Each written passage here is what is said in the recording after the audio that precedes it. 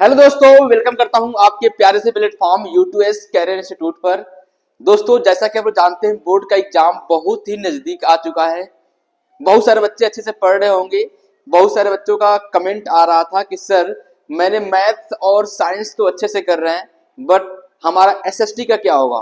तो इसलिए अपना U2S परिवार आप लोग के लिए SST को लेकर आया है। इस बार पहली बार लेकर आया है, बहुत ही दमदार तरीके से। जो भी आपको डाउट होगा, जो भी दिक्कत होगी, आपको PDF की यदि आवश्यकता है तो आप हमारे U2S कैरियर इंस्टीट्यूट के एप्लीकेशन पे जाएंगे, वहां से इसे डाउनलोड कर लेंगे। तो जिन बच्चों ने अभी तक एप्लीकेशन को डाउनलोड नहीं किया है तो आप एप्लीकेशन को जरूर डाउनलोड करें। वहां पे आपको ये PDF जो है फ्री में मिलेगी। दूसरी बात, यदि आप इसमें लास्ट तक इसे वीडियो देखते हैं तो आपके सारे कंसेप्ट क्लियर हो जाएंगे। बहुत ही अच्छा चैप्टर है। जो इस चैप्टर का नाम है कृषि सामाजिक विज्ञान का बहुत ही इंपॉर्टेंट चैप्टर, जहां पे आप लोग पाएंगे यहाँ पे MCQ questions and short questions and long question.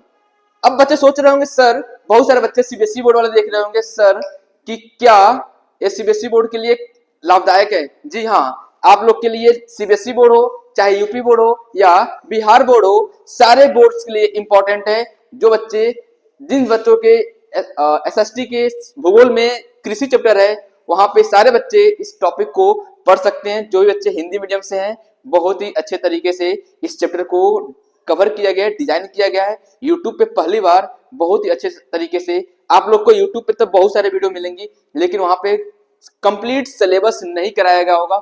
Video लंबी हो सकती है, बिल्कुल घबराइएगा नहीं, क्योंकि हम इस बार सिलेबस को कवर करके दे रहे हैं। उसमें से कोई भी टॉपिक को कट नहीं कर रहे हैं। आप लोग यूट्यूब पर देख रहे होंगे, मजा आएगा उन लोग को कि आप कोई 30 मिनट में खत्म कर रहा है, कोई 1 घंटे में खत्म कर रहा है।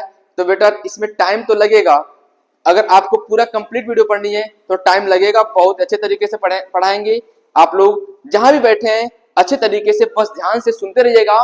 पेन और कॉपी दोनों लेकर बैठे रहेंगे, ताकि आप लोग को कुछ फैक्ट चीजें हैं उसको आप लोग को लिखना है, ताकि आप लोग बाद में उसे लर्न कर सकें।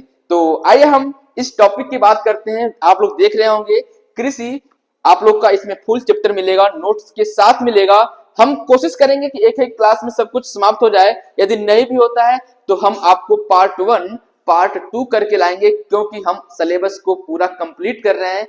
अदर चैनल के जैसे हम आपको 1 घंटे में 30 मिनट में टॉपिक को कट करके नहीं दे रहे हैं कंटेंट को। या यदि आप हमारे ऑफलाइन क्लासेस जुड़े हैं तो अब सारे बच्चे जानते हैं कि हम सारे कंसेप्ट को, सारे टॉपिक को कवर करते हैं, उसमें कोई भी कट नहीं करते हैं। हम कोशिश करते हैं कि आपको कुछ एक्स्ट्रा भी पढ़ाया जाए, ताकि आने वाले एग्जाम में आप अच्छा कर पाए। तो आइए बच्चों, हम बिना देरी के स्टार्ट करते हैं कृषि के बारे में। बहुत सारे बच्चों ने सुना होगा कृषि। कृषि एक बहुत ही इंपॉर्टेंट टॉपिक है। कृषि क्या होता है, इसमें बहुत सारे बच्चे गांव से जुड़े होंगे तो जानते हैं कि कृषि क्या होती है।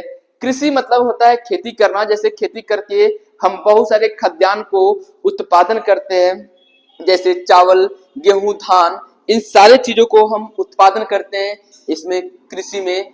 तो आइए हम इसके नेक्स्ट स्लाइड पे देखते हैं कि आखिरकार कृषि क्या है।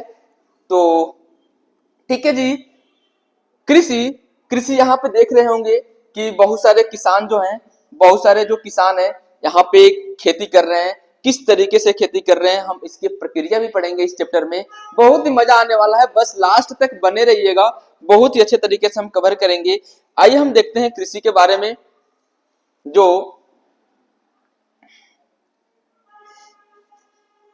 कृषि, तो सबसे पहले आप लोग इतने बड़े बड़े इस चीज को देखकर घबराना नहीं है। हम टॉपिक वाइज, पॉइंट वाइज आप इस चीज को याद रखेंगे। आइए हम देखते हैं कैसे हम कृषि को याद रखेंगे। यदि क्वेश्चन पूछता है कि कृषि क्या है, तो आप किस प्रकार से आंसर को अपने लिखेंगे। कृषि एक प्रकार की, कृषि जो है प्राथमिक क्रिया है। कृषि क्या है, प्राथमिक क्रिया है। आप लोग अपने कॉपी पे लिखते जाएंगे। जैसे मान लीजिए कृषि है, कृषि है शॉर्ट में। कृषि क्या है, कृषि एक प्राथमिक क्रिया है। कृषि क्या है बेटा, कृषि एक प्राथमिक क्रिया है, जहां पे हम बहुत सारे अधिकांश खाद्यान्न को उत्पन्न करते हैं। जो हम बहुत सारे खाद्यान्न को क्या करते हैं, खाद्यान्न को उत्पन्न करते हैं। जो खाद्यान्न है उसको उत्पन्न करते हैं। जैसे खाद्यान्न क्या है बेटा, खाद्यान्न जो है, जो हमें जैसे खाने पीने की चीजें जो हैं, जैसे कि हम गेहूं, चावल, जौ, बाजरा, जो इस फल सब्जियां वगैरह सारी चीजें हम जो उत्पादन करते हैं वो सारे कृषि के अंतर्गत आता है। बहुत सारे जो कृषि हैं हम उनके कच्चे माल को उत्पन्न करते हैं और अपने उद्योगों के लिए कच्चा माल भी पैदा करती है और उन उद्योगों में यूज करके, जैसे मान लीजिए कि हम गन्ना जैसे फसल को हम उगाते हैं, तो गन्ने जैसे फसल को हम क्या करते हैं, उद्योगों में यूज करके जो मशीन है उसमें यूज करके क्या बना लेते हैं, चीनी बना लेते हैं। तो हम गन्ने को फसल के रूप में उगाते हैं, गन्ने से क्या बन जाता है बेटा, चीनी बन जाता है। तो इस तरीके से हम बहुत सारे जो फसल है जो उगाते हैं। इसके अतिरिक्त हम कुछ उत्पाद जैसे चाय भी उगाते हैं, कॉफी भी उगाते हैं, मसाले इत्यादि भी निर्यात किया जाता है। यानी हम अपने अपने कुछ राज्यों में भेजते हैं जिन राज्यों में कमी है, और इसे कुछ अलग देशों में भी भेजते हैं। तो इस प्रकार जो कृषि है, लगभग 2/3 आबादी भारत की लगभग जो आबादी है उसमें 2/3 आबादी यानी 2/3 आबादी लगभग 66% लोग कृषि पर ही निर्भर करते हैं, और अपनी आजीविका के लिए कृषि पर सीधे निर्भर करते हैं। यानी लगभग 2/3 भाग जो लोग हैं भारत में कृषि पर निर्भर करते हैं। तो आपको पता चल गया होगा कि कृषि क्या है। अब आपको कोई भी डाउट नहीं होगा, यहाँ पे मैंने पॉइंट भी लिख दिया है। आपको इसी प्रकार याद रखना है कि कृषि क्या है। कृषि एक प्रकार की प्राथमिक क्रिया है जो कि यहाँ पे अनेक प्रकार की खाद्यान्न उत्पन्न किया जाता है, और कृषि जो है भारत में लगभग 2/3 भाग आबादी जो है कृषि पर निर्भर करती है। तो यहाँ पे हम लोग का जो कृषि टॉपिक है, कृषि कंप्लीट हुआ। हम बढ़ते हैं नेक्स्ट टॉपिक पे कि कृषि किस प्रकार से की जाती है, यानी कृषि का तरीका क्या है करने का। हम जो फसल का उत्पादन करते हैं ये भी पूछ लेता है। तो आइए हम नेक्स्ट पेज पे पढ़ेंगे कि कृषि का उत्पादन हम कैसे करते हैं, कृषि की प्रक्रिया किस प्रकार करते हैं। यहाँ पे देख रहे होंगे एक व्यक्ति है 2 बैलों को लेकर खेत को जुताई कर रहा है। तो इसी प्रकार अभी ये जो पुरानी परंपरा है अभी भी गांव में लोग करते हैं, लेकिन इस समय की जो आ चुका है ट्रैक्टर, कल्टीवेटर, रोटावेटर, बहुत तरीके की चीजें आ चुकी हैं। तो आइए हम इसकी प्रक्रिया के बारे में पढ़ेंगे। इसकी प्रक्रिया क्या है, यानी हम अगर मान लीजिए हमें गेहूं या धान को बोना है या कोई फसल को बोना है, तो सबसे पहली प्रक्रिया क्या होती है, हम उस खेत की जुताई करते हैं। क्या करते हैं भाई, खेत की जुताई करते हैं, यानी खेत को जोतते हैं। पता है कि नहीं आपको, ट्रैक्टर से, इन बैलों से क्या करते हैं, हम उसकी जुताई करते हैं। अगर हम जुताई, सबसे पहला प्रक्रिया ये होगी कि खेत को जुताई करेंगे। दूसरा क्या करेंगे, मिट्टी को भुरभुरा बना लेंगे, यानी मिट्टी को थोड़ा भुरभुरा बना लेंगे, अच्छे तरीके से करेंगे। और उसके बाद से जब भुरभुरा बन जाएगी तो क्या करेंगे भाई, क्या करेंगे, तब उसमें हम बीज डालेंगे। क्या करेंगे, उसमें बीज डालेंगे। आप लोग देखे होंगे इस समय जो है अभी इस गेहूं की बुआई हो रही होगी, तो सबसे पहले हम क्या करते हैं, खेत की जुताई करते हैं, उसकी मिट्टी को भुरभुरा बनाते हैं। उसके बाद हम क्या करते हैं, बीज को बोते हैं, बीज को डालते हैं, बीज को बोते हैं। फिर उसमें से जैसे बीज बोएंगे तो बड़ा होगा और उसमें खरपतवार आएंगे, तो उस खरपतवार को निकालना क्या कहलाता है भाई, निराई कहलाता है। जैसे हम खरपतवार को निकालेंगे, फिर हम क्या करेंगे, उसकी सिंचाई करेंगे। क्या करेंगे भाई, सिंचाई करेंगे। सिंचाई मतलब पानी डालेंगे। अब खेतों में पानी डालेंगे, उसके अलग अलग माध्यम है किस प्रकार से आप पानी चलाते हैं। तो आप लोग को पता होगा कि पंपिंग सेट से और क्या बोलते हैं, गांव अगर में ट्यूबवेल होता है, इन सब से हम पानी को चलाते हैं। तो क्या करना है, पानी डालेंगे। फिर पानी जैसे ही डालेंगे तो फसल क्या होगा, थोड़ा बड़ा होगा। उसके बाद से हम खाद डालेंगे, खाद या उर्वरक डालेंगे। उसके बाद से फसल थोड़ा सा और बड़ा होगा तो हम क्या करेंगे, कीटनाशक। जब फसल लग जाते हैं तो क्या होगा, उसमें कुछ जो कीट पतंगे होते हैं उड़ने लगते हैं और फसल को नष्ट करने लगते हैं। इसलिए हम कीटनाशक, कीड़े मारने वाली दवाई का छिड़काव करते हैं। जैसे देखे होंगे गांव में बहुत सारे बच्चे गांव से रिलेट करते हैं, तो चैप्टर आप लोग के लिए तो कुछ है ही नहीं। जैसे कहेगा प्रक्रिया सब कोई जानता है, कैसे बोया जाता है, कैसे कराया जाता है खेती, तो दंड लिख देंगे। जिनको नहीं पता है तो थोड़ा सा देख लेंगे तरीका किस प्रकार से खेती की जाती है। जैसे हम उसको करेंगे तो फसल जो है बड़ा हो जाएगा, फिर हम बाद में क्या करेंगे, कटाई करेंगे, और कटाई करने के बाद हम बोलते हैं उसे दलाई या गहराई बोलते हैं उसे, बालियों से बीज को अलग करना, यानी जो बालियां हैं उसको बीज से अलग कर लेते हैं। जैसे ही हमारा फसल तैयार हो जाता है तो यहाँ तक की जो प्रक्रिया है, जब हम अन्न को एक जगह कर लेते हैं, लास्ट में होता है भंडारण, जहाँ पे आपको घर में रखना होता है, आप फसल को उगा कर घर में रख सकते हैं। तो ये प्रक्रिया होती है। तो एक बार हम फिर से सारे प्रक्रिया को रिवीजन कर लेते हैं। सबसे पहले क्या करेंगे भाई, खेत की जुताई करेंगे और मिट्टी को उर्वरा बनाएंगे, फिर बुआई करेंगे, फिर निराई करेंगे, सिंचाई करेंगे, खाद या उर्वरक डालेंगे, कीटनाशक दवाइयों का प्रयोग करेंगे, फिर कटाई करेंगे, फिर दलाई करेंगे और भंडारण में जहां भी इकट्ठा करना होगा उसे हम इकट्ठा करके रख लेते हैं। आइए हम पढ़ते हैं इसके नेक्स्ट टॉपिक। नेक्स्ट जो टॉपिक है कृषि की प्रणाली। बहुत सारे प्रणाली हैं कृषि की, जिसमें हम कुछ जो इंपॉर्टेंट हैं उस प्रणाली को लेकर आए हैं। जैसे हम प्रकार भी बोल सकते हैं, जैसे कि हम बात करेंगे कि जो कृषि की प्रणाली है, निर्वाह कृषि। निर्वाह कृषि क्या है, गहन निर्वाह कृषि क्या है, साथ में वाणिज्यिक कृषि क्या होती है, रोपण कृषि क्या होती है। हम बहुत ही अच्छे तरीके से इन चारों को पढ़ेंगे कि निर्वाह कृषि क्या होता है, गहन निर्वाह कृषि क्या होता है, वाणिज्यिक कृषि क्या होता है और रोपण कृषि क्या होती है। तो आइए हम देखते हैं एक एक करके। जैसे सबसे पहला है निर्वाह कृषि। तो आपको ऐसे पॉइंट टू पॉइंट फिर से लिखते जाना है, फिर से लिखते जाना है कि निर्वाह कृषि आखिरकार क्या है, निर्वाह कृषि क्या होती है। तो सबसे पहले हम याद रखेंगे कि यह जो खेती होती है अपने जीवन यापन करने के लिए करते हैं, न कि बेचने के लिए। ठीक है, हम बेचने के लिए नहीं, हम क्या करते हैं अपनी जीविका को चलाने के लिए बहुत ही छोटे भूखंडों पे इसका खेती किया जाता है। यानी हम इसमें बोल सकते हैं कि जीवन यापन के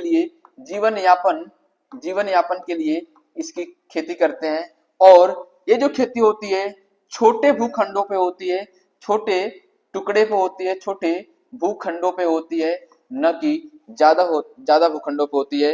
ये जो निर्वाह कृषि है केवल हम अपने खाने पीने के लिए चीजें जो बोते हैं उसको बोलते हैं निर्वाह खेती। जो कि ये जो खेती होती है, आपको बता दें कि जो परिवार के लोग होते हैं, परिवार या समुदाय के श्रम का इस्तेमाल करके किया जाता है। यानी इसमें जो परिवार के लोग होते हैं खुद ही इस खेती को कर देते हैं, हमें किसी लेबर की आवश्यकता नहीं होती है।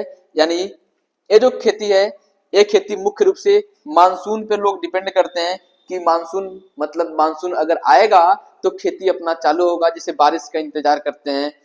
ठीक है, तो उस पे मानसून पे डिपेंड करते हैं और जमीन की प्राकृतिक उर्वरता पर निर्भर करती है। किसी विशेष स्थान की जलवायु को देखते हुए किसी फसल का चुनाव किया जाता है। मतलब अगर हम फसल समय के अनुसार बोया जाता है, अगर हमें जिस समय धान बोया जाता है तो उससे हम गेहूं को नहीं बो सकते हैं। अगर ऐसे बोएंगे तो हमारा फसल सही तरीके से और अच्छे तरीके से नहीं होगा और उतनी मात्रा में, उतनी क्वांटिटी में नहीं होगी। तो आपको पता चला कि निर्वाह कृषि क्या है। निर्वाह कृषि जो है जीवन यापन के लिए करते हैं, छोटे भूखंडों पे करते हैं लोग अपना जीवन यापन, यानी परिवार के साथ। इसे ये नहीं कि हम किसी नौकर चाकर या लेबर से कराएं, ये खुद परिवार वाले खुद कर लेते हैं, इसको बोलते हैं निर्वाह कृषि। इसे क्या बोलेंगे, निर्वाह कृषि। आगे हम पढ़ेंगे गहन निर्वाह कृषि। देखिए यहाँ पे जो लोग हैं अपने बीवी बच्चे के साथ, जो व्यक्ति है अपने बीवी बच्चे के साथ अपना खेती कर रहा है। इसमें ज्यादा ये नहीं है कि हम ज्यादा लोग नहीं है, खुद घर परिवार के लोग ही इस खेती को कर रहे हैं। तो आप लोग याद रखेंगे कि जो निर्वाह कृषि होता है केवल आपको चाहिए कि जीवन यापन के लिए होता है। आगे हम देखेंगे, आगे हम बात करेंगे गहन निर्वाह कृषि। देखिए निर्वाह कृषि और गहन निर्वाह कृषि में क्या डिफरेंस है।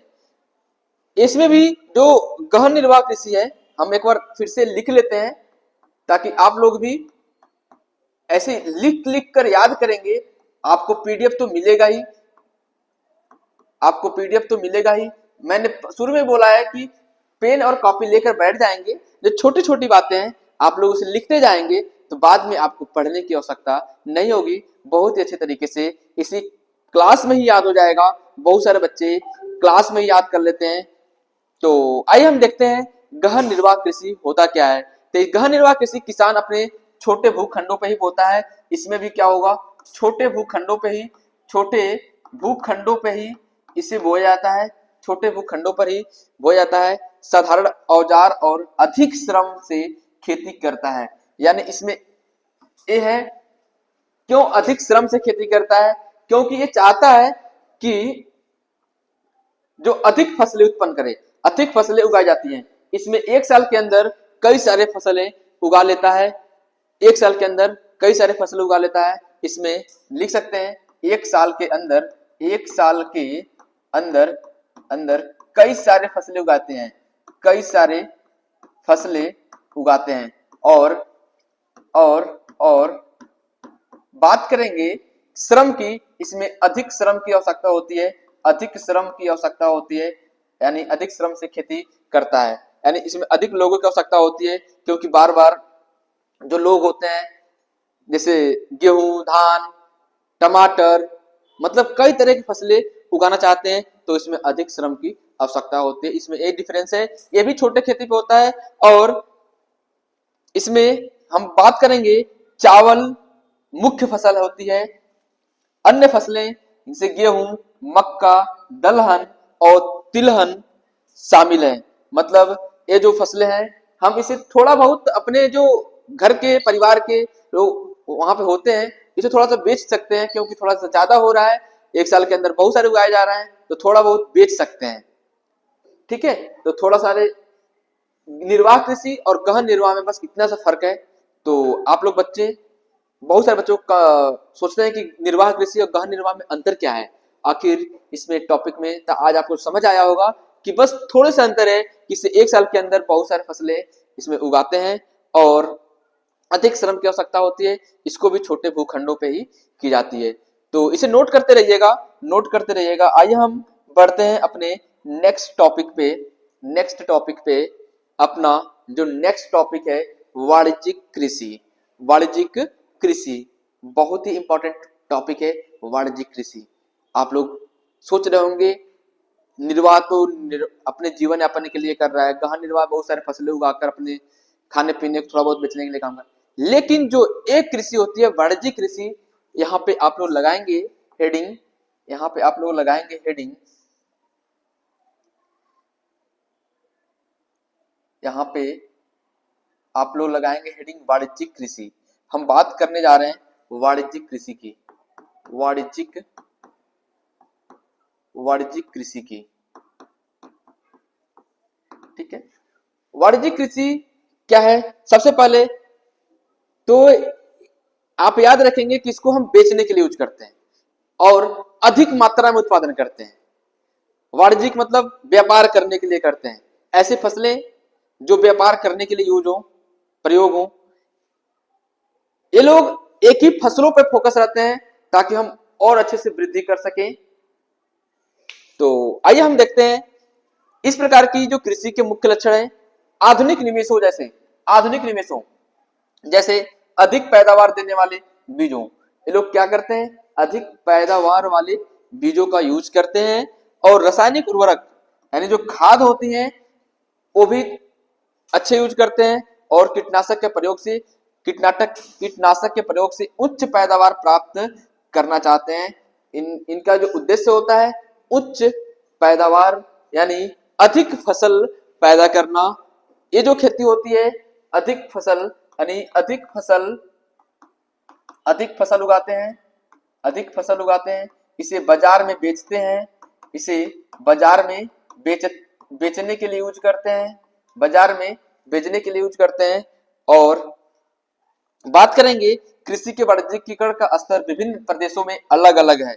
यानी अगर हम बात करेंगे कृषि का जो वाणिज्यिकीकरण का स्तर विभिन्न प्रदेशों में, अलग अलग राज्यों में अलग अलग है। अगर हम उदाहरण के लिए बात करें तो यहाँ पे जो पंजाब और हरियाणा है, किसकी भाई?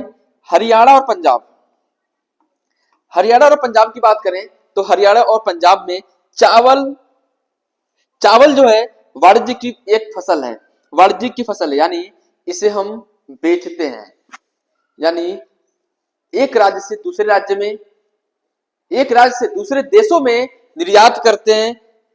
ठीक है, ये जो फसल है इतने ज्यादा होता है हरियाणा और पंजाब में, हरियाणा पंजाब में वाणिज्य के लिए फसल है, परंतु ओडिशा में, यानी उड़ीसा में आपको आपको एक केवल एक जीविका का फसल है, यानी उड़ीसा में आपको केवल जीविका के उत्पादन, जीविका के लिए, जीवन यापन करने के लिए लोग चावल का उत्पादन करते हैं। लेकिन यही पंजाब और हरियाणा में भाई चावल बहुत ज्यादा उत्पादन किया जाता है, जो कि हम वाणिज्यिक के लिए यूज करते हैं, यानी व्यापार के लिए यूज करते हैं। तो आशा करता हूं आप लोग को ये सारी चीजें समझ में आया होगा।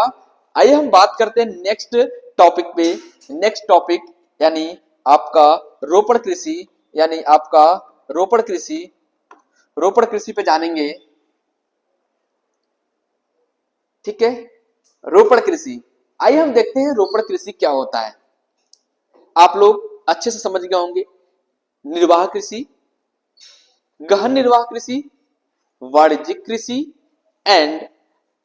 आई बात अब रोपड़ कृषि की, तो रोपड़ कृषि को क्यों छोड़ेंगे, रोपड़ कृषि को ही पढ़ लेते हैं, क्योंकि यहां से एमसीक्यू क्वेश्चंस बनते हैं। तो ध्यान से सुनेंगे कि रोपड़ कृषि क्या है। जो रोपड़ कृषि है, सबसे पहले हम लिखेंगे रोपड़ कृषि। रोपड़ कृषि के बाद आप लोग छोटे छोटे टॉपिक को याद रखने के लिए ऐसे आप कर सकते हैं। जो रोपड़ कृषि होता है एक वाणिज्यिक कृषि का भाग होता है। क्या होता है भाई? वाणिज्यिक कृषि का, वाणिज्यिक कृषि का एक भाग होता है, एक प्रकार होता है। क्या होता है? एक प्रकार होता है। यानी रोपड़ कृषि भी क्या है? व्यापार करने वाला ही है। एक वाणिज्यिक कृषि है जिसमें हम विस्तृत क्षेत्र में एकल फसल बोई जाती है, एकल फसल बोई जाती है, केवल एक ही फसल पे हम डिपेंड रहते हैं। इसमें अत्यधिक पूंजी का निवेश व श्रम का प्रयोग किया जाता है। इसमें हम अत्यधिक पूंजी लगाते हैं, अत्यधिक पैसा लगाते हैं और अत्यधिक श्रम यानी लोगों को लगाते हैं, अत्यधिक लेबर लगाते हैं, इसमें आवश्यकता होती है। और इसमें कौन कौन सी फसल उगाई जाती है भारत में? जैसे चाय, चाय की बात करेंगे, चाय, कॉफी, रबड़, गन्ना, केला, ये सारी मुख्य रोपड़ फसलें हैं। तो आप लोग याद रखेंगे ये सारी चीजें कौन कौन सी हैं, कौन कौन सी हैं, यहाँ पे एक बार लिख लेंगे। रोपड़ कृषि क्या क्या है भाई? चाय, कॉफी, कॉफी एंड रबड़, रबड़, रबड़, गन्ना, गन्ना, केला, केला, ये सारे इत्यादि। इसके अलावा भी बहुत सारी फसलें आती हैं जो रोपड़ कृषि में आती हैं, लेकिन ये मुख्य फसलें हैं जो रोपड़ कृषि में आती हैं। तो आप लोग को पता है कि रोपड़ कृषि एक वाणिज्यिक कृषि का एक भाग है, यानी ये भी आपको बिजनेस यानी व्यापार करने के लिए उपयोग किया जाता है।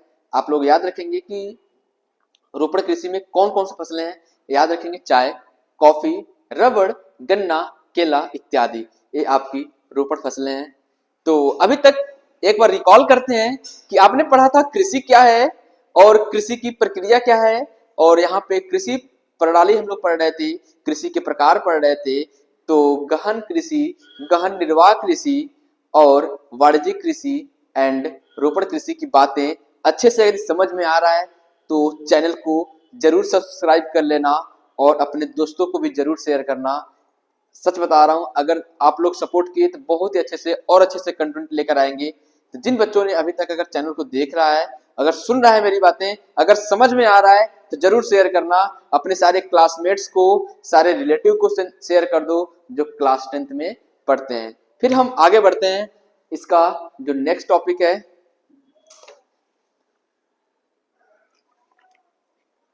इसका जो नेक्स्ट टॉपिक है, नेक्स्ट टॉपिक पे आगे बढ़ते हैं। यहाँ पे बहुत इंपॉर्टेंट क्वेश्चन बनता है 2 या 3 नंबर में। ये आपका जो सीबीएसई बोर्ड है, यूपी बोर्ड है या बिहार बोर्ड हो, वहां पे क्वेश्चन पूछा जाता है। 2 या 3 नंबर में क्वेश्चन पूछा जाएगा, 2 या 3 मार्क्स में क्वेश्चन पूछा जाएगा। तो आप लोग जस्ट इसे याद रखेंगे। बहुत ही सिंपल सा क्वेश्चन है कि निर्वाह कृषि और वाणिज्यिक कृषि में डिफरेंस बताओ। व्हाट इज डिफरेंस बिटवीन निर्वाह कृषि एंड वाणिज्यिक कृषि।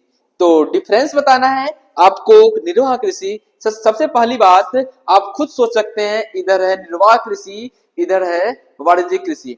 निर्वाह कृषि किस लिए करते हैं, यानी अपने जीवन यापन के लिए करते हैं, और इधर व्यापार करने के लिए करते हैं, यानी हम फसलों को निर्यात करने के लिए करते हैं। और हम बात करेंगे कि जो निर्वाह कृषि होती है छोटे भूखंडों पे होती है, ये जो होती है बड़ी भूखंडों पे होती है, बड़ी भू जोतों पे होती है।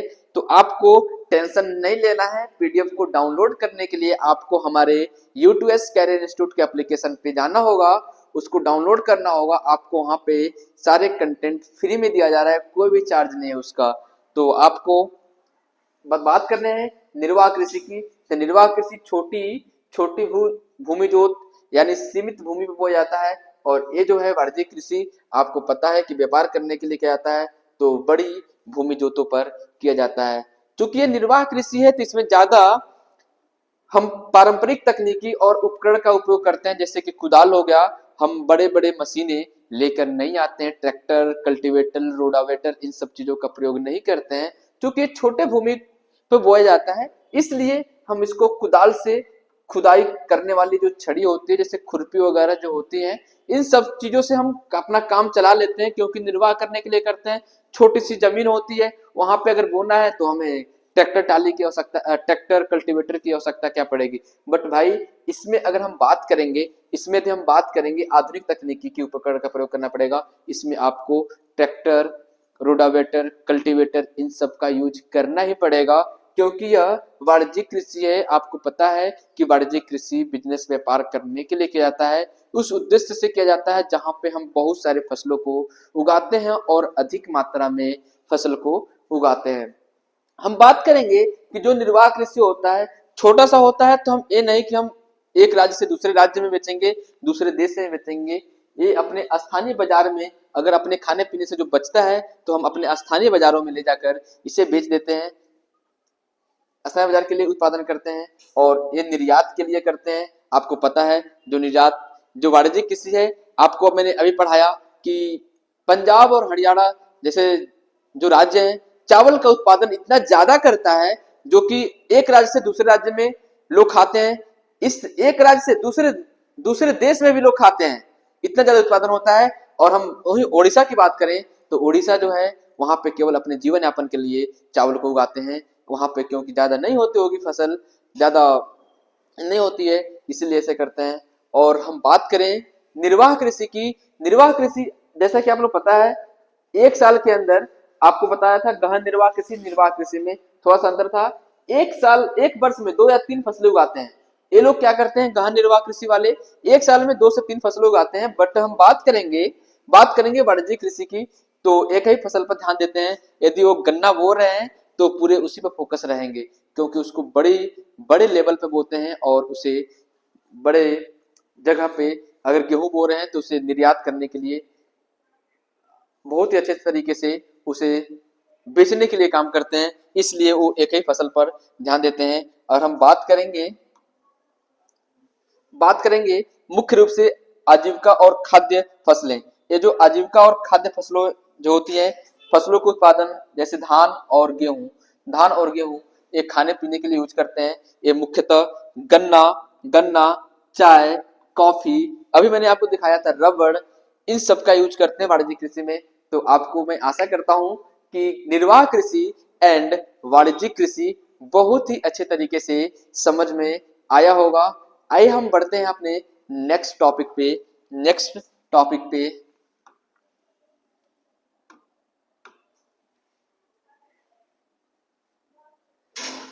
ठीक है, नेक्स्ट टॉपिक है कृषि ऋतुएं, यानी हम जो भी चावल, दाल, गेहूं, मक्का, जौ, मटर, इन सारे फसलों को जो उगाते हैं, तो क्या हम एक ही समय बोएंगे तो हो पाएगा? नहीं। इसलिए जो कृषि ऋतुएं हैं इसको 3 रूप में बांटा गया है। अगर हम धान बोना है तो हमें कब बोना है, अगर हम गेहूं बो रहे हैं तो कब बोना है, मटर बो रहे हैं तो कब बोना है, सबका एक तरीका होता है। तो आप लोग जानेंगे कि जो कृषि ऋतुएं हैं 3 ऋतुएं होती हैं भारत में, 3 शस्य ऋतुएं यानी 3 ऋतुएं हैं। सबसे पहला रबी, सबसे पहला जो है बात करेंगे रबी की ऋतुएं, खरीफ ऋतु, जायद ऋतु। जो खरीफ है, रबी, खरीफ और जायद, हम तीनों के बारे में बहुत अच्छे तरीके से पढ़ेंगे। और यहां से आपका एक एमसीक्यू बनता है कि बताइए निम्न में से कौन सी फसलें रबी की फसलें हैं या जायद की फसलें हैं या खरीफ की फसलें हैं। यदि आप अच्छे तरीके से हमें सुन रहे हैं तो आपको सारी चीजें यहीं पे याद हो जाएंगी। और अपने जो मैंने बोला था कि पेन और कॉपी लेकर बैठना है, वो आप थोड़ा बहुत लिखते रहेंगे कि कौन कौन सी फसलें आखिरकार हैं, रबी की फसलें हैं, खरीफ की फसल है, जायद की फसल कौन कौन से हैं। तो आइए हम बात करते हैं रबी की फसलें। रबी की फसलें, तो इसमें हम बात करेंगे कि रबी की फसलें कब, सबसे पहले कब बोया जाता है, कब बोया जाता है। तो अब साइड में लिख लेंगे अपने कॉपी पे रबी की फसलें। रबी जो फसलें हैं आखिरकार कब बोया जाता है, तो ये जो फसल है आपको शीत ऋतु में बोना चाहिए। शीत ऋतु में बोया जाता है। कब बोया जाता है भाई, शीत ऋतु यानी ठंडी में, यानी ये समय आ चुका है। जिन किसान भाइयों जो बो रहे हैं, जो जानते हैं, बहुत सारे बच्चे गांव से रिलेट करते हैं तो उनको पता होगा। अभी हम इसमें एग्जांपल्स देंगे, उन्हें पता चल जाएगा कौन कौन सी जो फसल है जो कि आपकी रबी की फसलें हैं। तो रबी की फसलें अक्टूबर से दिसंबर तक, अक्टूबर से दिसंबर तक के बोया जाता है। कब बोया जाता है भाई, अक्टूबर से दिसंबर के बीच में, अक्टूबर से दिसंबर के बीच में बोई जाती है, के मध्य बोई जाती है। और इसे ग्रीष्म ऋतु यानी गर्मी के लगभग अप्रैल से जून के बीच में बोया जाता है। यहाँ पे लिख लेंगे बोया जाता है। आप लोग भी थोड़ा सा ऐसे लिख लेंगे तो याद रहेगा, ऐसे लिख लेंगे तो याद रहेगा। और कब काटा जाता है इसको, तो अप्रैल से जून के मध्य, अप्रैल से जून के मध्य लगभग काट ली जाती है। तो आपको मध्य काट ली जाती है। तो ये जो फसल है रबी की फसल कब बोया जाता है, इसी ठंडी में, शीत ऋतु में बोई जाती है। अक्टूबर से दिसंबर के महीने के बीच में बोया जाता है और अप्रैल से जून के मध्य इसे काट लिया जाता है। ऐसी कौन कौन सी फसलें हैं जो रबी की फसलें हैं उसे हम जानेंगे, क्योंकि यहाँ से एमसीक्यू क्वेश्चन जरूर बनता है। तो आइए हम जानते हैं कौन कौन फसलें हैं। जैसे यहाँ पे आप लोग देख रहे होंगे गेहूं, बहुत सारे बच्चे गेहूं सुने होंगे, गेहूं देखे होंगे। जो गांव के बच्चे हैं ना बहुत अच्छे समझ रहे होंगे, शहर के बच्चे भी देखे होंगे। तो किस तरह से फसल होती है, जैसे गेहूं है, जौ है, चना, सरसों, मटर, ये सारी जो फसलें हैं आप लोग देख रहे हैं, ये सारे रबी की फसलें हैं। तो इसमें से क्वेश्चन ऐसे पूछ लेता है कि बताइए जो गेहूं है कौन सा फसल है, रबी है, रबी है, जायद है, खरीफ है। यदि आप अच्छे से पढ़े हैं तो इसको फिगर को ध्यान रखेंगे, गेहूं, चना, सरसों, मटर, जौ, ये सारी चीजें। इसके अलावा भी बहुत सारी फसलें हैं लेकिन इंपॉर्टेंट है, यदि आप इतना याद रखते हैं तो कंपेयर अच्छे से कर पाएंगे। ये सारी फसलें गेहूं, जौ, मटर, चना और सरसों आपका रबी की फसलें हैं।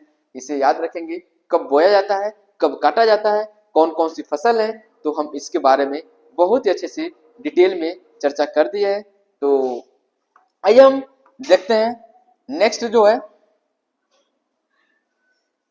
नेक्स्ट जो फसलें हैं खरीफ की फसलें। सेकंड नंबर पे है खरीफ की फसलें। आखिरकार खरीफ की फसलें कब बोई जाती हैं। तो फिर से अपने कॉपी पे जो बच्चे सुन रहे हैं, मुझे अभी तक देख रहे हैं, तो चैनल को सब्सक्राइब कर दें और शेयर कर दें, क्योंकि अगर मजा आ रहा है तो जरूर शेयर कर देना, चैनल को सब्सक्राइब कर लेना। रबी की फसलें हो गया, अब हम पढ़ेंगे खरीफ की फसलें। खरीफ की जो फसलें हैं, खरीफ की फसलें कब बोई जाती है, इसका जो जैसे गर्मी में जून जुलाई में बोई जाती है। कब बोया जाता है मेरे भाई, जून जुलाई, जून जुलाई के आसपास में, जून जुलाई के आसपास में बोया जाता है। और सितंबर से अक्टूबर में बोया जाता है। और सितंबर से अक्टूबर के मध्य अक्टूबर के मध्य काट ली जाती है, अक्टूबर के मध्य काट ली जाती है। यानी आप याद रखेंगे जून से जुलाई के आसपास बोया जाता है और सितंबर से अक्टूबर के मध्य ये जो फसल है काट ली जाती है। आखिरकार ये कौन सी फसलें हैं जो आपका खरीफ की फसलें आती हैं, क्योंकि इतने ज्यादा फसल आप लोग पढ़ लेंगे कंफ्यूजन होगा। अगर आप लोग इसे ध्यान से सुनेंगे तो बिल्कुल कंफ्यूजन नहीं रहेगी। तो आइए हम देख लेते हैं ऐसी कौन सी फसलें हैं, कौन से ऐसे मुख्य फसलें हैं। जैसे चावल यानी धान की खेती की जाती है, मक्का, ज्वार, बाजरा, अरहर, मूंग, उड़द, कपास, जूट, मूंगफली और सोयाबीन, ये जो फसलें हैं आपका खरीफ की फसलें हैं।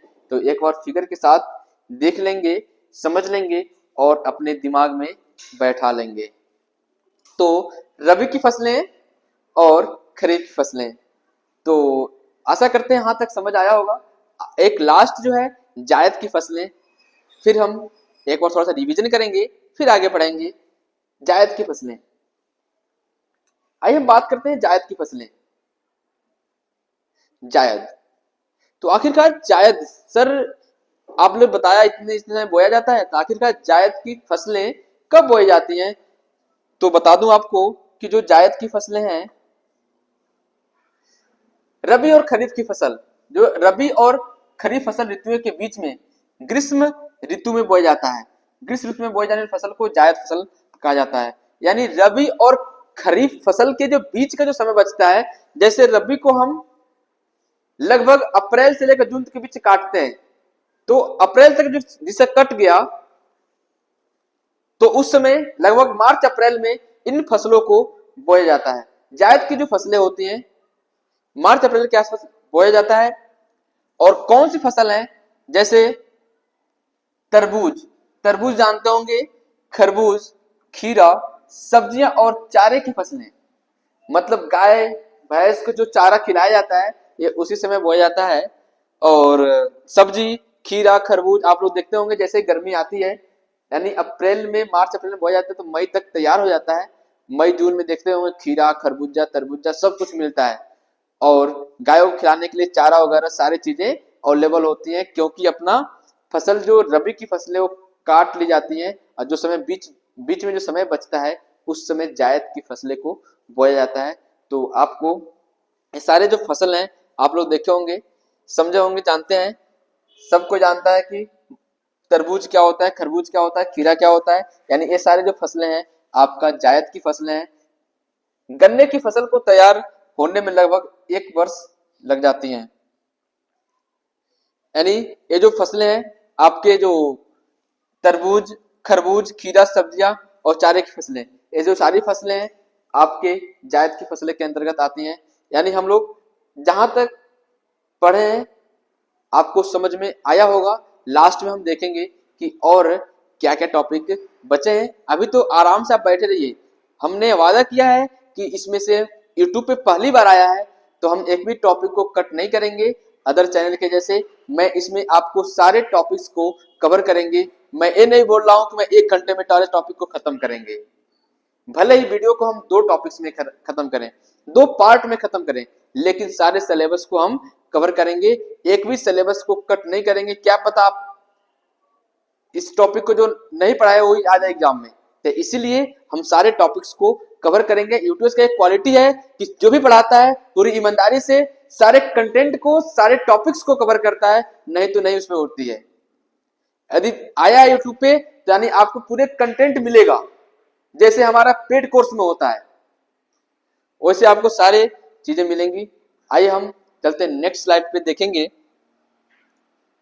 जो नेक्स्ट टॉपिक है कृषि की मुख्य फसलें, यानी खेती करने के लिए मुख्य फसलें आखिरकार कौन सी जो फसलें हैं, जो मुख्य फसलें हैं।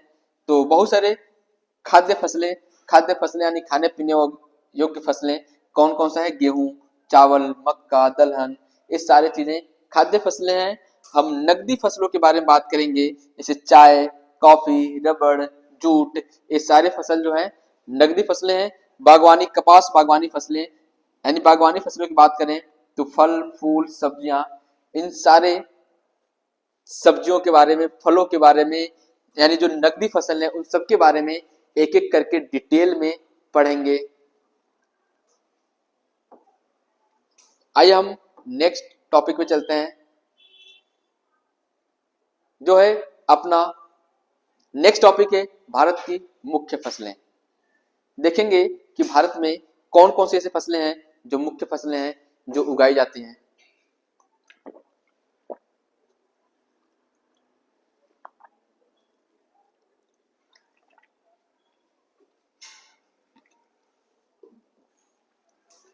चलिए, भारत में मुख्य रूप से चावल क्या क्या उगाया जाता है भाई?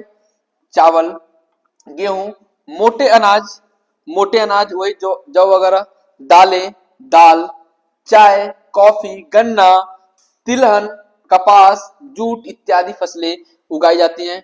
तो यदि पेपर में आता है कि भारत की मुख्य फसलें कौन है, तो लाइन से लगातार आपको पता है क्या? चावल, गेहूं, मोटे अनाज, दाल, चाय, कॉफी, गन्ना, तिलहन, कपास, जूट, ये सारी चीजें उगाई जाती हैं। अलग अलग राज्यों में, अलग अलग क्षेत्रों में सारे फसलें उगाई जाती हैं। कहीं गेहूं उगाया जाता है, तो कहीं चावल उगाया जाता है, तो कहीं जूट उगाया जाता है, तो कहीं कपास उगाया जाता है, कहीं चाय, तो कहीं कॉफी।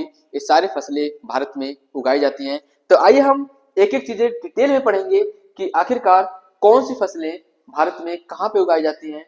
अगर हम भारत की मुख्य फसल चावल की बात करें, मुख्य फसल चावल की बात करें, तो आखिरकार चावल भारत में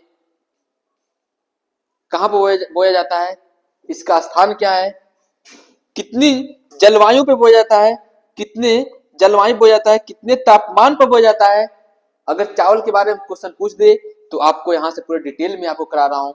आपको बिल्कुल इसके अलावा कहीं और पढ़ने की आवश्यकता ही नहीं होगा।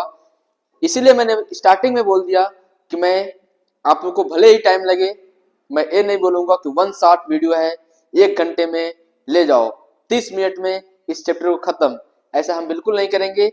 क्योंकि हमारे क्वालिटी, हमारी कंटेंट से ही अपना यूट्यूब जाना जाता है, तो इसको कभी भी कम नहीं होने देंगे।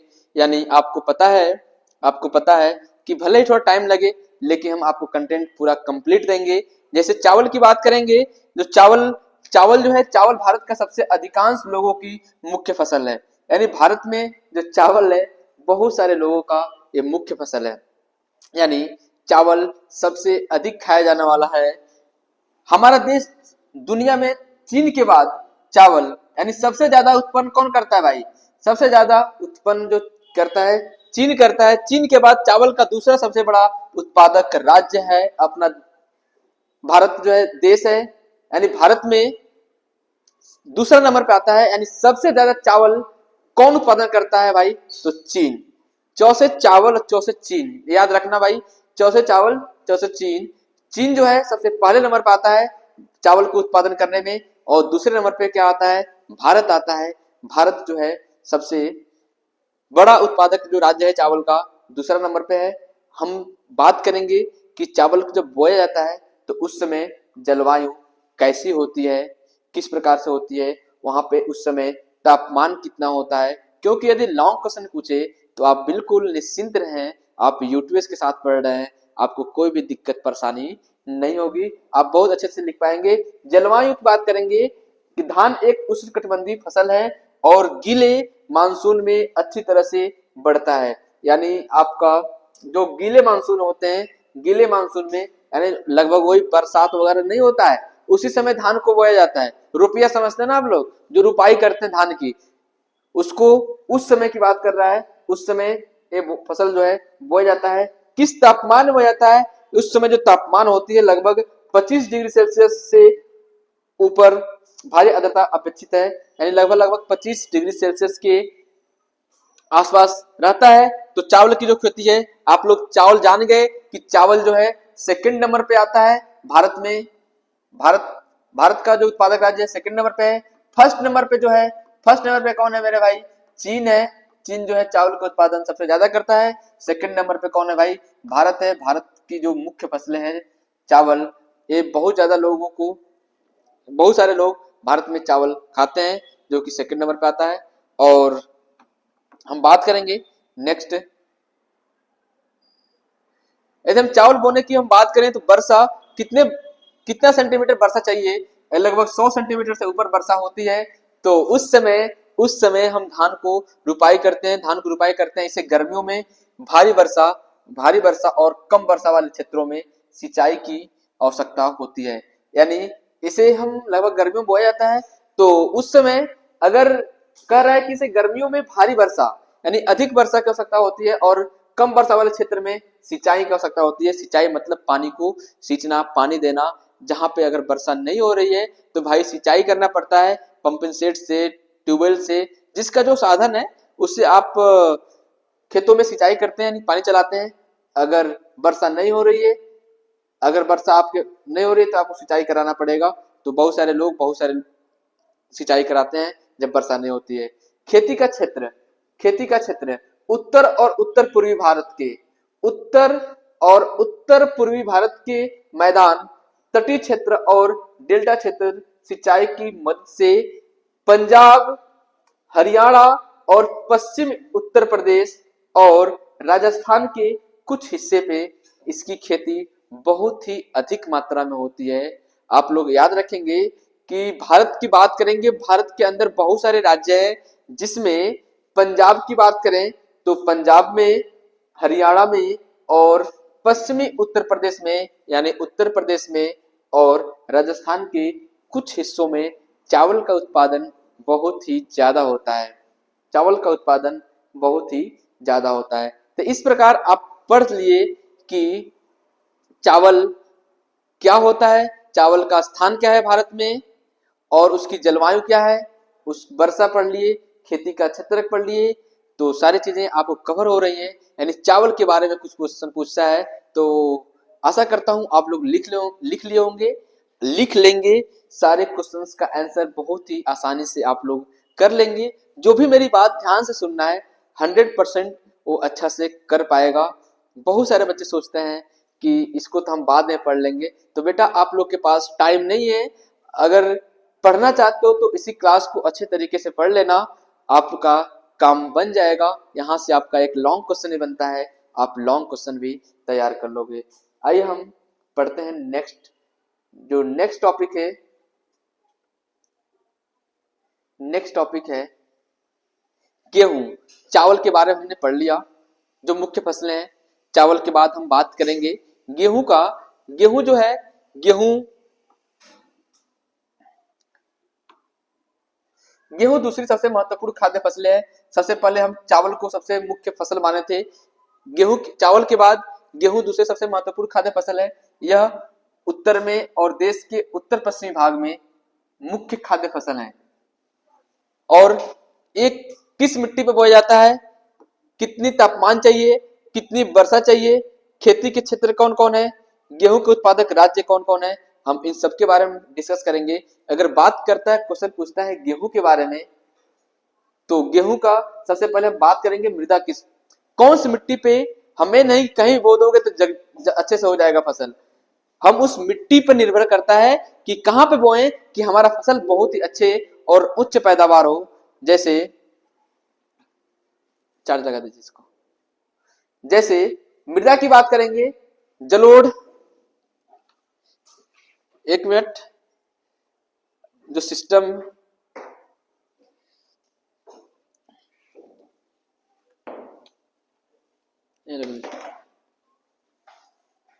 कोई नहीं, जो लैपटॉप में थोड़ा चार्ज कम है तो भी हो जाएगा। ठीक है, हम बात करते हैं मृदा के प्रकार में। तो हम किस मिट्टी पे बोएंगे, कि अपना गेहूं का जो फसल हो अच्छा हो। तो जलोढ़ मिट्टी और काली मिट्टी में जो फसल अगर हम उगाते हैं गेहूं की तो बहुत ही अच्छी होंगी। हम किस तापमान पे बोएंगे, वृद्धि के समय ठंडा मौसम, यानी जब थोड़ा सा वृद्धि करे तो उस समय ठंडा में बोया जाता है। आपको बताया था मैंने, ये रबी की फसलें हैं गेहूं, और जो चावल है खरीफ की फसलें हैं। तो ठंडी के मौसम में थोड़ा ठंडा मौसम और कटाई के समय तेज धूप चाहिए, क्योंकि तभी एकदम पूरा मस्त वाला क्या होता है, जो फसल होता है तैयार होता है। और जब धूप होती है उस समय हम इसको काट लेते हैं और फसल को अलग कर लेते हैं। वर्षा चाहिए, वर्षा ज्यादा नहीं चाहिए, उसमें 50 से 75 सेंटीमीटर वार्षिक वर्षा चाहिए, थोड़ा बहुत वर्षा चाहिए यानी, लेकिन धान के लिए 100 सेंटीमीटर से ऊपर वर्षा चाहिए। अगर नहीं हो रहा है तो आपको अलग से आपको सिंचाई करवानी पड़ेगी। खेती के क्षेत्र में देखेंगे दक्कन के उत्तर पश्चिमी और काली मिट्टी के क्षेत्र में, गंगा सतलज मैदान में इसका क्षेत्र है। और हम भारत में हम देखेंगे कि किस गेहूं के उत्पादन किस राज्य में ज्यादा है, तो पंजाब, आप लोगों ने सुना होगा, पंजाब, हरियाणा, उत्तर प्रदेश, बिहार और राजस्थान जैसे राज्यों में इसका फसल का उत्पादन बहुत ही ज्यादा होता है। तो इस प्रकार आप लोगों ने चावल के बारे में जाना और गेहूं के बारे में जाना। नेक्स्ट हम पढ़ेंगे मोटे अनाज के बारे में। मोटे अनाज के बारे में बहुत सारे बच्चे सोच रहे होंगे सर मोटा अनाज क्या होता है बेटा। तो समझ लो कि जो मोटा अनाज होता है, यह जो ज्वार, बाजरा, रागी, ये जो फसल होती है मोटे अनाज के अंतर्गत आती है। यानी मोटे अनाज में जो फसल है, ज्वार है, बाजरा है, रागी है, भारत में उगाए जाने वाली महत्वपूर्ण मोटे अनाज हैं। यानी इस फसलों को भी उगाया जाता है, यानी ज्वार को, बाजरा को, रागी को, इस सारे फसलों को हम उगाते हैं। हालांकि इनको अनाज के रूप में जाना जाता है, किंतु इसमें पोषक तत्व की मात्रा बहुत ही अधिक होती है। इस समय लोग चावल, गेहूं, इस तरह की चीजें मतलब आटा से, गेहूं से बना है जो आटा उसका यूज करते हैं। लेकिन पहले के लोग ज्वार से, बाजरा से, रागी से, इन सब चीजों खाते थे, क्योंकि उसमें जो पोषक तत्वों की मात्रा थी बहुत अधिक थी, बहुत इसलिए बलवान होते थे, उनकी उम्र भी ज्यादा होती थी। और इस समय के आपको पता है कि ऐसे फसल खा रहे हैं जो कीटनाशक दवाइयों, उर्वरकों का प्रयोग करने से हमारे शरीर को पता तो नहीं चलता है, लेकिन बहुत ज्यादा हानिकारक होता है, वो धीरे धीरे क्षय करता है। बात करेंगे हम इसकी ज्वार क्षेत्र और उत्पादन के संबंध में। तीसरी सबसे महत्वपूर्ण खाद्य फसलें हैं ज्वार होता है क्षेत्र उत्पादन के संबंध में तीसरी सबसे महत्वपूर्ण खाद्य फसलें हैं जो मोटे अनाज होते हैं। तो सबसे पहले हम लोग पढ़ा था कि चावल, फिर से गेहूं, फिर से मोटे अनाज के बारे में हम लोग जाने। नेक्स्ट जो है बाजरा के बारे में पढ़ेंगे। बाजरा आप लोग सुने होंगे। बाजरा जो है मृदा का प्रकार, किस प्रकार में इस बाजरा को बोया जाता है, तो यहाँ पे बलुआ और उथली काली मिट्टी पर उगाया जाता है। उथली काली मिट्टी पर इसे उगाया जाता है। कहाँ पे? ये बलुआ और उथली काली मिट्टी पर इसे उगाया जाता है। बाजरा का उत्पादक राज्य है। कौन कौन से राज्य में ये बाजरा उगाया जाता है? तो राजस्थान, उत्तर प्रदेश, महाराष्ट्र, गुजरात और हरियाणा इसके मुख्य उत्पादक राज्य हैं। तो याद रखेंगे, इसमें राजस्थान, उत्तर प्रदेश साथ साथ महाराष्ट्र भी शामिल हुआ है। महाराष्ट्र में भी बाजरा का उत्पादन ज्यादा होता है। यहाँ यानी गुजरात, हरियाणा, इन सभी जगहों पे बाजरा उगाई जाती है। नेक्स्ट आप देखेंगे रागी का जो मृदा का प्रकार है, रागी शुष्क प्रदेशों की फसल है और यह लाल, काली, बलुआ, दोमट और उथली काली मिट्टी पर अच्छी तरीके से उगाई जाती है। यानी किस प्रकार इसमें देख रहे होंगे कि कौन सी मिट्टी पे बोई जाती है, कौन सी जलवायु पे बोई जाती है, कौन सी जलवायु होती है, कितने वर्षा चाहिए, इन सारी चीजों के बारे में हम अच्छे से पढ़ रहे हैं। और कौन कौन से राज्य हैं जो रागी का उत्पादन करता है। रागी के प्रमुख उत्पादक राज्य कर्नाटक में ज्यादा उगाया जाता है। हिमाचल प्रदेश में, उत्तराखंड में, सिक्किम, झारखंड और अरुणाचल प्रदेश में उगाया जाता है। हम सारे फसलों के बारे में एक एक करके डिस्कस कर रहे हैं। आप लोग अपने कॉपी में, नोटबुक में लिखते जाइएगा। जिनको भी ये पीडीएफ चाहिए वो हमारे यूटीएस कैरियर इंस्टीट्यूट के एप्लीकेशन जो है वहां पे उसे डाउनलोड करके लॉगिन कर लेंगे। वहां पे आपको फ्री में ये दिया जाएगा, आप लोग वहां से डाउनलोड कर सकते हैं। लेकिन साथ में अगर लिखते रहेंगे तो आपका खुद का हैंड रिटन नोट्स बनता जाएगा और आप लोग अच्छे से समझ लेंगे और एग्जाम समय में थोड़ा सा पढ़ के जाएंगे, आप लोग बेहतर करके आएंगे। रागी की बात है। मक्का की बात करें तो मक्का एक ऐसी फसल है जिसका उपयोग भोजन और चारे दोनों के लिए किया जाता है। यानी जो मक्का एक ऐसी फसल है जो हम भोजन के लिए करते हैं। कई लोग मक्का खाते भी हैं और चारे के रूप में चारे के रूप में, दोनों के रूप में किया जाता है। यह एक प्रकार का खरीफ फसल है, यह एक प्रकार का खरीफ फसल है। यदि हम बात करेंगे खरीफ फसल का, मक्का जो है खरीफ फसल का है। यानी बाजरा आपका कौन से तापमान पे बोया जाता है, कौन सी मिट्टी पे बोया जाता है और किस क्षेत्र में बोया जाता है, हम तीनों बातों को डिस्कस करेंगे। यानी जो आपका मक्का है, मक्का आपका 20 डिग्री सेल्सियस से लेकर 27 डिग्री सेल्सियस के तापमान में उगाया जाता है। यानी आप याद रखेंगे कि इस तापमान के अंदर आपको बाजरा को उगाया जाता है।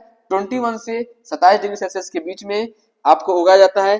कौन सी मिट्टी चाहिए आपका, पुरानी जलोढ़ मिट्टी पर अच्छी प्रकार से उगाई जाती है। यानी आपका जो जलोढ़ मिट्टी है, जलोढ़ मिट्टी पर आपको मक्का बहुत ही अच्छे से उगाया जाता है। खेती के क्षेत्र कौन कौन से हैं, बिहार जैसे कुछ राज्यों में मक्का रबी की ऋतु में भी उगाई जाती है। यानी ये आप लोग यहाँ देख रहे हैं कि खरीफ की फसल है, लेकिन बिहार जैसे राज्यों में इसे रबी के समय भी, रबी की ऋतु में भी उगाया जाता है। यानी बिहार में इसे ज्यादा उगाया जाता है, मक्का को बिहार में ज्यादा उगाया जाता है। इसलिए आप लोग देख रहे हैं कि रबी की फसलें में भी इसे उगाया जाता है। नेक्स्ट हम बात करेंगे मक्का का उत्पादक राज्य। आखिरकार मक्का कहाँ कहाँ उत्पादन होता है, मक्का कहाँ का उत्पादन होता है। यानी आपका बता दें कि कर्नाटक, मध्य प्रदेश और उत्तर प्रदेश, बिहार, आंध्र प्रदेश, तेलंगाना मक्का के मुख्य उत्पादक राज्य हैं।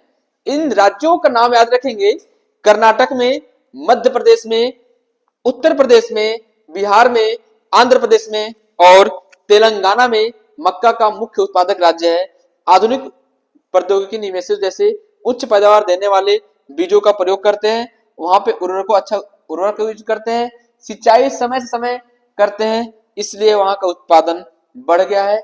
यानी वहां का उत्पादन बहुत ही अच्छे तरीके से करते हैं, जैसे बीजों का प्रयोग करते हैं, अच्छे उर्वरक का प्रयोग करते हैं, सिंचाई टाइम टू टाइम करते हैं, इसलिए इसका जो फसल है, मक्का का जो उत्पादन है बढ़ गया है। याद रखेंगे कौन कौन सा राज्य है, कर्नाटक, मध्य प्रदेश, उत्तर प्रदेश, बिहार, आंध्र प्रदेश और तेलंगाना, इन जगहों पे मक्का ज्यादा उगाया जाता है। ठीक है, तो ऐसे ही हम एक भी टॉपिक को छोड़ नहीं रहा हूं, ठीक है, इसीलिए हम थोड़ा टाइम लगेगा, लेकिन आपको सारे टॉपिक को पढ़ना है, सारे कंसेप्ट को समझना है। आइए हम देखते हैं नेक्स्ट जो टॉपिक है, दाल। दाल तो आप लोगों ने देखा होगा, दाल जो है भारत में दाल का सबसे उत्पादक, भारत विश्व में दाल का सबसे बड़ा उत्पादक होने वाला के साथ साथ सबसे बड़ा उपभोक्ता भी है। यानी जो भारत है दाल का उत्पादन सबसे ज्यादा करता है, जो भारत है दाल का उत्पादन सबसे ज्यादा करता है, सबसे ज्यादा करने के साथ साथ सबसे ज्यादा खाता भी है। यानी उसका उत्पादन भी करता है और उपभोग भी करता है, यानी खाता भी है। तो याद रखेंगे जो दाल है, दाल सबसे बड़ा उत्पादक के साथ साथ सबसे बड़ा उपभोक्ता भी है। शाकाहारी खाने में दाल सबसे अधिक प्रोटीनदायक है। यानी सबसे ज्यादा जो व्यक्ति शाकाहारी हैं, नॉनवेज नहीं खाते हैं, तो उनको ये दाल जो है जरूर खाना चाहिए, क्योंकि इसमें प्रोटीन की मात्रा सबसे ज्यादा होती है। प्रोटीन की जो मात्रा है सबसे ज्यादा होती है। शाकाहारी खाने में दाल सबसे अधिक अच्छा चीज माना जाता है, इसमें प्रोटीन ज्यादा होती है। जैसे तुर मतलब होता है अरहर की दाल, बहुत ज्यादा भारत में फेमस है अरहर की दाल। उड़द, मूंग, मसूर, मटर और चना भी भारत की मुख्य दलहनी फसलें हैं। तो इस तरीके के बहुत तरीके कई प्रकार की दाल होती हैं जो कि भारत में सबसे ज्यादा उगाई जाती हैं।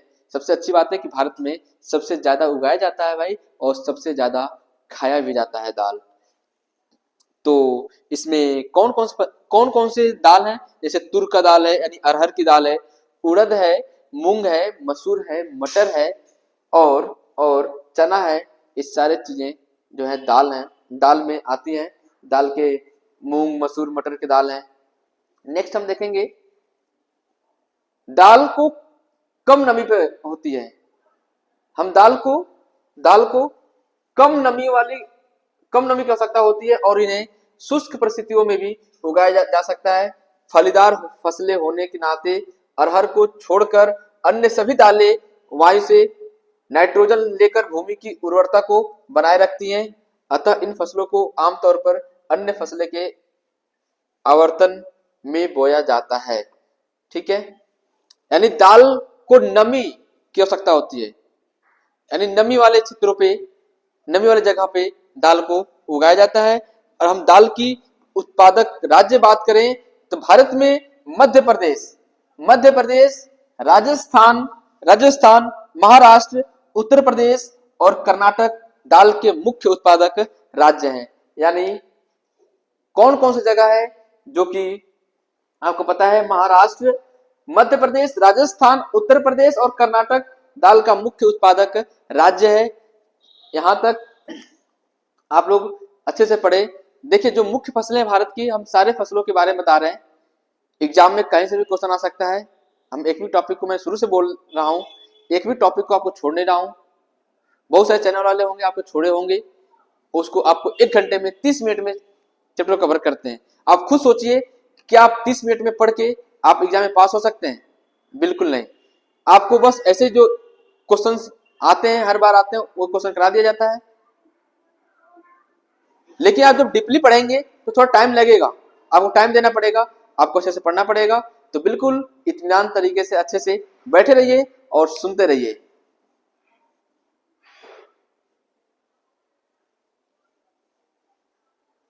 बात आती है गन्ना की। गन्ना हम बात करेंगे। गन्ना सबको देखा होगा, भारत में भी गन्ना बहुत ज्यादा उगाया जाता है। लेकिन ब्राजील के बाद भारत गन्ने का दूसरा सबसे बड़ा उत्पादक राज्य है। लेकिन सबसे ज्यादा कहां पर उगाया जाता है गन्ना? ब्राजील में। गन्ना जो है सबसे ज्यादा कहां उगाया जाता है? ब्राजील में गन्ना उगाया जाता है, पहले नंबर पे।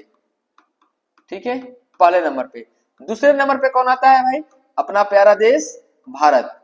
दूसरे नंबर पे अपना प्यारा देश भारत आता है, जो कि गन्ना का सबसे ज्यादा उत्पादक करता है। जलवायु कहां पे बोया जाता है? वहां की जलवायु कैसे होनी चाहिए? यह गर्म और आई जलवायु में अच्छी तरह से बढ़ता है। मृदा का प्रकार यहां आप देखेंगे, जो पीडीएफ है थोड़ा सा इधर उधर हो गया है। यहाँ पे हम देखेंगे मृदा का प्रकार, यानी किस मृदा पे होती है। यह विभिन्न प्रकार की मिट्टी पर अच्छी तरह से उगाया जा सकता है। जो देख रहे होंगे गन्ना की खेती इस तरीके से होती है। आप लोग देख रहे होंगे गन्ना की जो खेती है इस तरीके से होती है, इस तरीके से गन्ना होता है।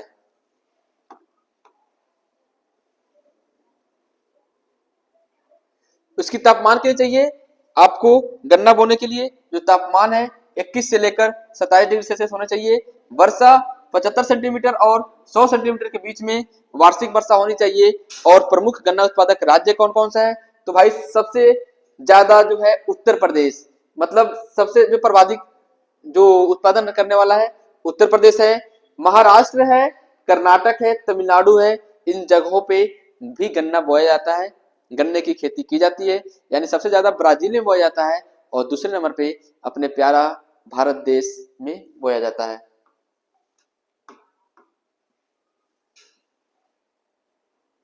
हम बात करेंगे तिलहन की।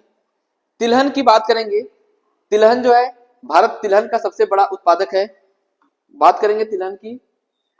तिलहन में कौन कौन से ऐसे फसल आ जाएंगे? जैसे मूंगफली, सरसों, नारियल, तिल, सोयाबीन, अरंडी, बिनौला, अलसी और सूरजमुखी भारत की मुख्य तिलहन फसलें हैं। ठीक है, तो ये सारे जो हैं मुख्य तिलहन फसलें हैं। दुनिया में मूंगफली का उत्पादन चीन पहले नंबर पर आता है। अगर हम चीन की बात करें तो सबसे पहले नंबर पे जो मूंगफली उत्पादन करता है चीन पहले नंबर पे आता है और भारत दूसरे नंबर पे आता है।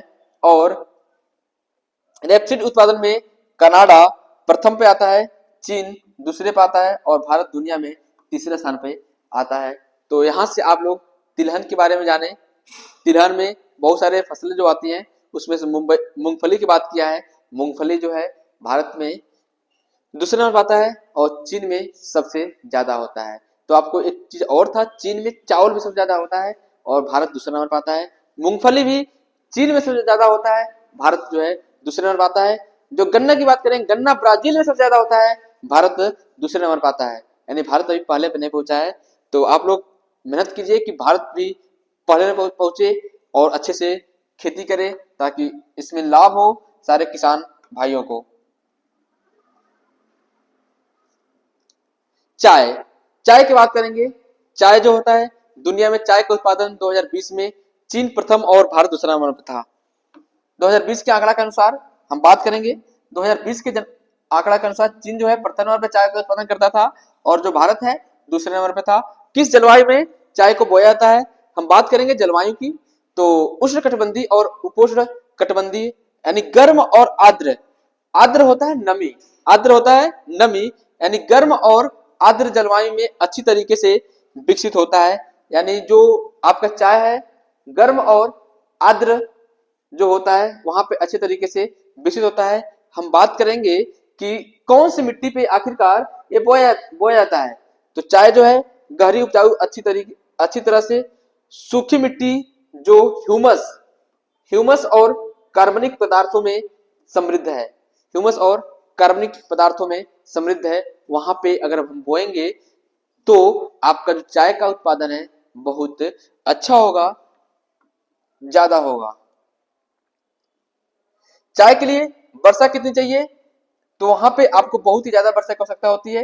150 से लेकर 300 सेंटीमीटर वाले वार्षिक वर्षा चाहिए, वहां पे आपको इतने सेंटीमीटर तक वर्षा चाहिए। उच्च आर्द्रता और लगातार वर्षा पूरे वर्ष समान रूप से वितरित हो, यानी आपको उसमें चाय को बोने के लिए आपको वर्षा की आवश्यकता होनी चाहिए। कितनी सेंटीमीटर है, 150 से 300 सेंटीमीटर तक वार्षिक वर्षा होनी चाहिए, लगातार वर्षा होना चाहिए। और सबसे ज्यादा जो उत्पादक राज्य है तो असम में आप लोग देखे होंगे, असम में चाय सबसे ज्यादा बोया जाता है और पश्चिम बंगाल में, असम में सबसे ज्यादा बोया जाता है और पश्चिम बंगाल में। हम बात करेंगे कॉफी की। कॉफी जो है आपका, कॉफी चाय की तरह कॉफी को भी बागानों में उगाया जाता है। भारत में सबसे पहले यमन से अरेबिक किस्म की कॉफी को उगाया गया था। अरेबिक किस्म की कॉफी को उगाया गया था।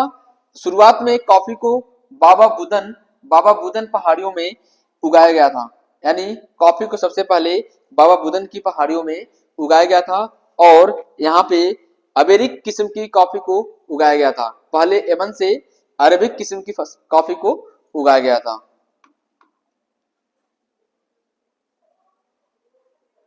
अब हम पढ़ेंगे बागवानी फसलें। बागवानी फसलें कौन कौन सी हैं, अगर हम बात करेंगे बागवानी फसलें, सन 2017 में भारत विश्व में फलों और सब्जियों के उत्पादन में चीन के बाद दूसरा स्थान था, यानी चीन के बाद दूसरा स्थान था। ये जो आंकड़ा 2017 की है, 2017 में जो उत्पादन चीन के बाद दूसरा स्थान पे था। भारत उष्ण और शीतोष्ण कटिबंधीय दोनों ही प्रकार के फलों का उत्पादन करता है, दोनों ही प्रकार के फलों का उत्पादन करता है। भारत का मटर, फूल गोभी, प्याज, बंद गोभी, टमाटर, बैगन और आलू उत्पादन में प्रमुख स्थान है। यानी जो बागवानी फसलें हैं कौन कौन से भाई, मटर, फूल गोभी, प्याज, बंद गोभी, टमाटर, बैगन और आलू जैसे उत्पादन प्रमुख स्थान है।